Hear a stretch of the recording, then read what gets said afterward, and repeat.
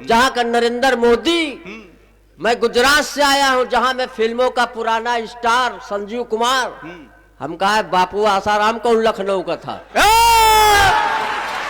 नीरज पांडे ने कहा इतने हमारे पिताजी टंकी में कूदते थे, टोटी से निकलते थे। एक बार जोरदार तालियां बजाइए नीरज पांडे के लिए।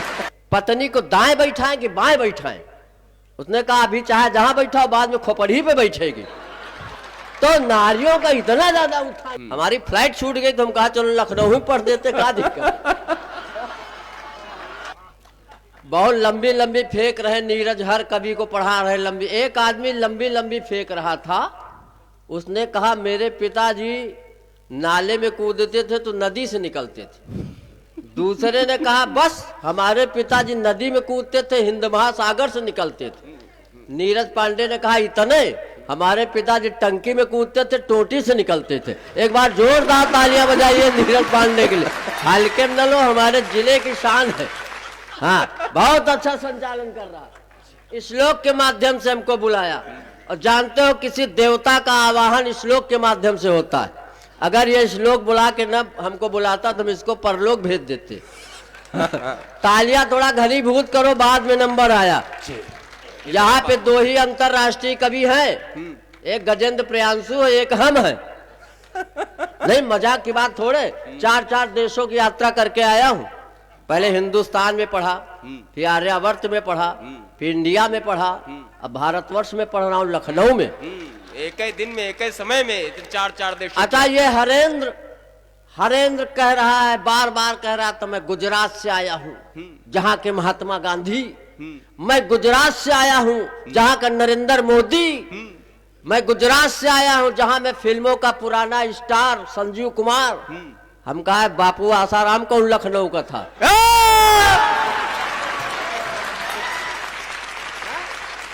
इतनी बड़ाई क्यों कर रहे हो भाई गुजरात की? आनंदीबेन पटेल, अरे क्या गजब के फूल मालाएं झोंक रहे हो। अद्भुत कवि है भाई चेतराम जी गुरु, बहुत अच्छा। अब 4 पंक्तियां तुम्हारे ऊपर ही चढ़ा रहा हूं। जिसको देखो मास्क लगाए घूम रहा है, जिसको देखो सैनिटाइज, जिसको देखो वैक्सीन। ज्ञानी जी तो मास्क लगा के बोल रहे थे, तो हमने कहा मास्क लगा के काहे माइक में बोल रहे हो? तो बोले आवाज छन के निकलती। देखो हम मास्क उतार दिए और हम कोरोना से नहीं डरते, कोरोना वायरस से बिल्कुल नहीं डरते। क्यों नहीं डरते? 4 पंक्तियां झोंक रहा हूं, चेतराम जी बर्दाश्त करो। कि काश मेरा भी रूप सलोना हो जाए। संभालो, काश, बहुत खतरनाक पंक्तियां, होली का माहौल। ठीक से बैठो।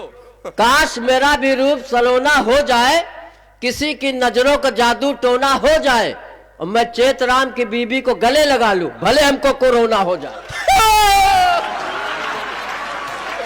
देखो भैया, हम एकदम सीधी बात करते।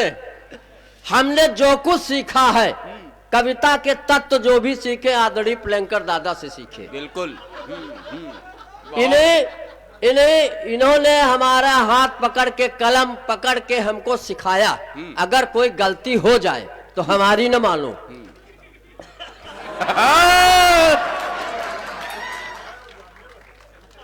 पुलिस की बात तो दादा बिल्कुल न करो। पुलिस, अरे पुलिस को आप हल्के में ले रहे हो क्या? हमने क्लास में एक दिन बच्चे से पूछ लिया कि महाभारत क्यों हुआ था। उसने कहा महाभारत द्रौपदी के कारण हुआ। द्रौपदी ने कहा कि महाभारत में, द्रौपदी ने कहा था कि अंधों के अंधे होते, इसलिए महाभारत हुआ। एक लड़के ने क्लास में कहा नहीं गुरुजी, महाभारत दुर्योधन के कारण हुआ। दुर्योधन बहुत जिद्दी था, वो कृष्ण के समझाने पे भी नहीं माना, उसने कहा युद्ध ही होगा। तीसरे लड़के ने कहा गुरुजी दोनों उत्तर गलत, महाभारत होता ही ना अगर पुलिस होती तो। बहुत अच्छे। दोनों पार्टियों को बुला के थाने में ले दे के मामला निपट जाता। ताली बजाओ पुलिस के नाम पे, पुलिस के तो कोई डरे नहीं। हाँ, एक बार हम इसी तरह, हमारे मुंह से निकल आया पुलिस भ्रष्ट है। एक दरोगा जी डंडा लेके आगे भी हड़का के गए गुरु तुमको कि 200 आदमी से ज्यादा नहीं होना चाहिए। हम गिनेंगे कितने आदमी, अगर ज्यादा होंगे तो बाहर कर देंगे अभी हम। इनको हटा दे कि FIR तुम्हारे खिलाफ हो जाएगा, लेकिन बहुत निडर है भाई। मैं चेतराम को बधाई देता हूँ। और ये इतना अच्छा बंदा है कि दिल का भी साफ और दिमाग को साफ हो। नहीं नहीं, आप गलत समझ रहे हो। इसके दिमाग में कोई गंदगी है ही नहीं। मतलब जैसे सफाई अभियान चल रहा है, सफाई अभियान चल रहा है कि नहीं चल रहा है। अभी मैं आया तो भौली में एक आदमी लोटा लेके लैट्रिन जा रहा था। अच्छा। हमने उसको डांटा, हमने कहा मोदी जी ने स्वच्छता अभियान चलाया है, यहाँ के प्रधान ने इतने शौचालय बनवाए हैं, तुम ससुरदार लोटा लेके बाहर जा रहे हो। उसने कहा तुम अपना काम करो, हम विपक्ष में है। तो हम कहा यार ऐसा विपक्ष कौन काम कर, तुम लोटा लेके बाहर जा रहे हो। तो विरोध है, लोग अपने अपने ढंग से विरोध करते हैं। अभी एहसास आया, बेचारा गुदास से आ रहा है, इसके पास छुट्टे नहीं थे, तो इसने हमसे कहा कि नरकंकाल हमको 500 के छुट्टे दे दो। हमारे पास जो थे हमने गिन के दिया। इसने गिना, कहा गुरु ये तो 130 है, 370 कहाँ। हम कहा वो खत्म है, उसको न मांगो। तालियां बजाना तो जोरदार बजाओ। ये हल्के में क्या बात है भाई। अतुल वाजपेयी वो नाम है जिसने राम पे लिख दिया है, और मैथिली शरण गुप्त जी ने कहीं लिखा है कि राम तुम्हारा चरित्र स्वयं काव्य है, कोई कवि बन जाए सहज संभाव्य।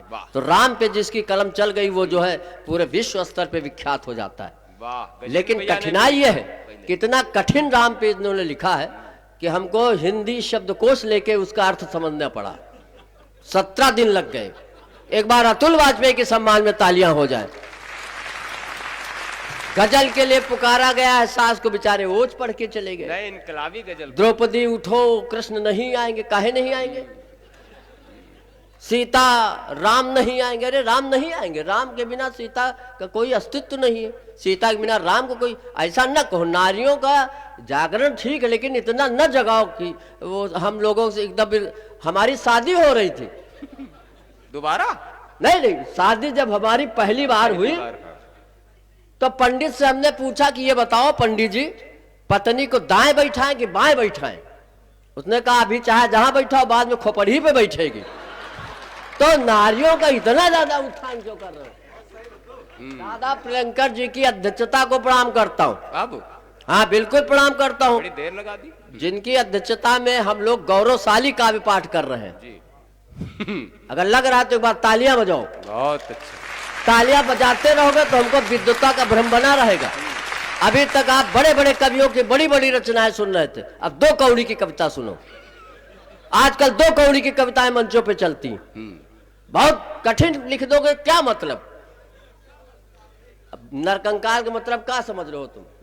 तुमसे नरकंकाल से बहुत ज्यादा निरालापन तो दिनकर की उम्मीद करे हो। नहीं, यह उम्मीद है। निराला से लेके जो नरकंकाल तक देश आ गया ना, बहुत ज्यादा कठिन। होली का माहौल, मस्ती का काम करो। चलिए हम कोरोना से शुरू करते हैं।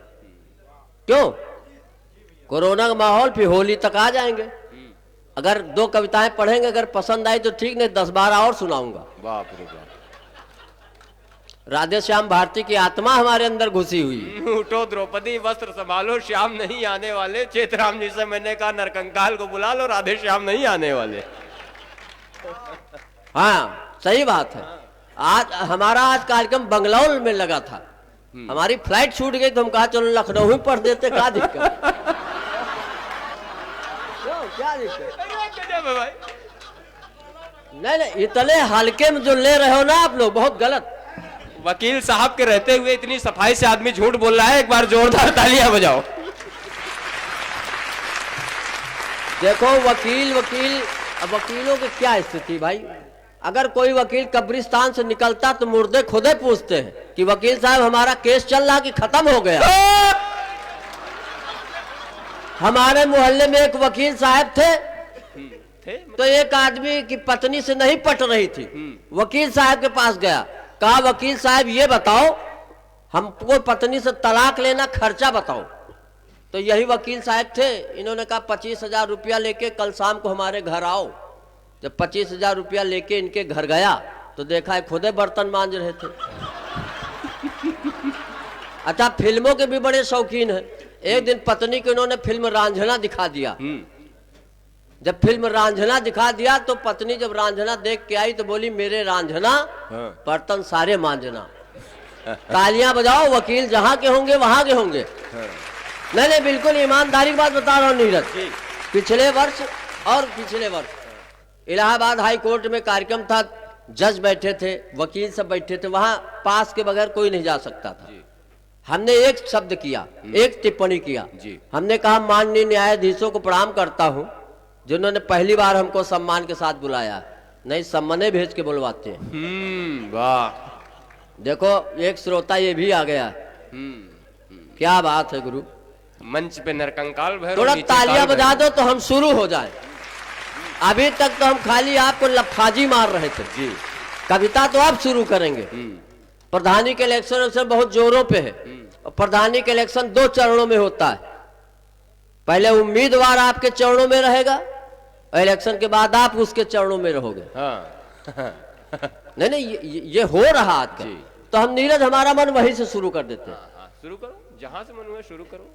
जो भाई चेतराम जी तुम जहां खड़े हो जाते हो वहीं से लाइन आज मेरा मन हाथ से पढ़ने का नहीं, हम करुण पढ़ना चाहते हैं।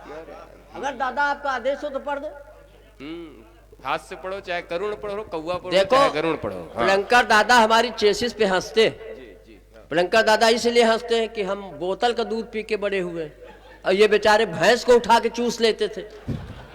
नहीं लग रहा होगा ना आपको।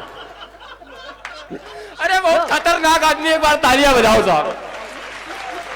नहीं ये बताओ लग रहा कि नहीं लग रहा? बुरा न मानो होली। बुरा न मानो होली।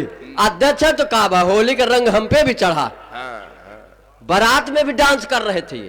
अरे जब डांस कर चुके तो हमसे बोले नरकंकाल डांस कैसा लगा? हम कहा गुरु नागिन डांस बहुत देखा लेकिन अजगर डांस पहली बार देखा।